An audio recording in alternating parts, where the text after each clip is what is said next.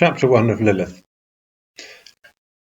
Macdonald opens the story by talking in the first person from the hero of the story, a young man, or middle-aged man, who has come back to take over his father's estate, having been studying at Oxford.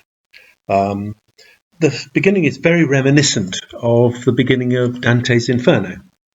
Midway upon the journey of our life, I found myself within a forest dark, for the straightforward pathway had been lost.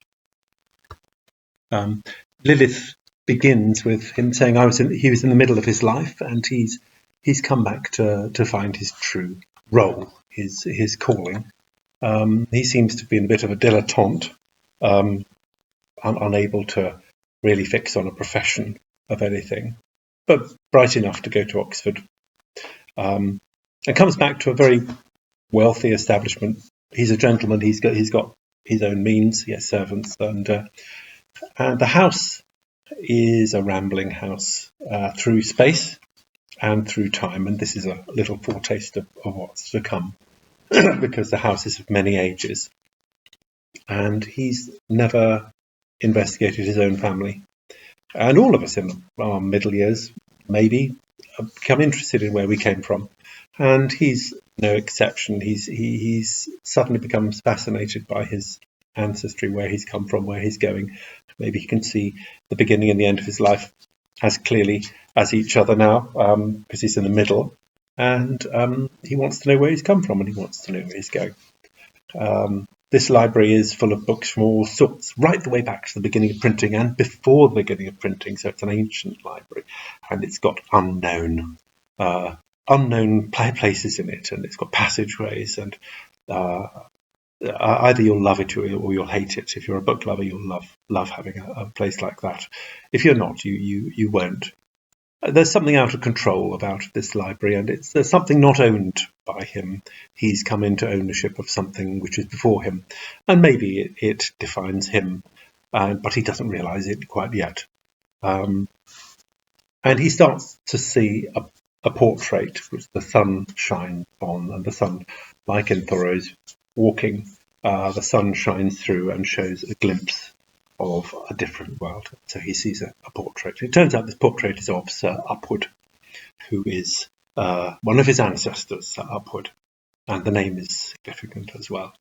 And there's a librarian called Mr. Raven, and he appears as a sort of ghostly figure, and he never sort of died. He never left his library. So it's a bit like Terry Pratchett's librarian, the orangutan who lives in the book space, which is like hyperspace. And there's a bit of that in Macdonald's library, and maybe Pratchett got it from this library. Anyway, it's the beginning of the book, and it sort of gradually becomes fantastical. He doesn't know that he can believe his eyes. He's looking at the universe with a scientific eye, because he's into science, and he sees some things which he can't explain. He's inviting us to see things, admit to things that we can't explain. And he's not disrespecting science. He likes Darwin, whatever, but he actually says he prefers the authors before Darwin, the ones who are closer to the Renaissance, the ones who are closer to the opening, the light, which then shone on the medieval understanding and made it all become organised, and hypothesis, theory, the scientific method. Macdonald is quite aware of this. He's in the middle of the 1800s, and Darwin is busy bringing evolution in, which is explaining everything and making things ordered. And Macdonald is saying, yes, that's great, but there are still things which are unexplained, and we're going to find where to find them. And that's the beginning of the book.